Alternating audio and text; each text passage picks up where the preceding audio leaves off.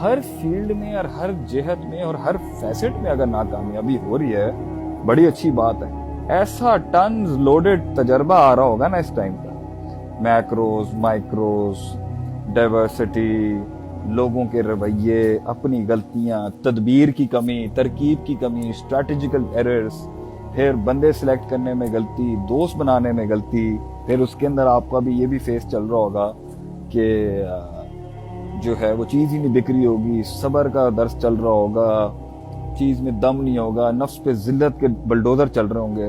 तो अगर ये सारा कुछ चल रहा है, मुबारक हो, आप सिलेक्ट हो रहे हैं किसी बड़े काम को करने के लिए। अल्लाह आपकी कुंडियां खोल रहा है।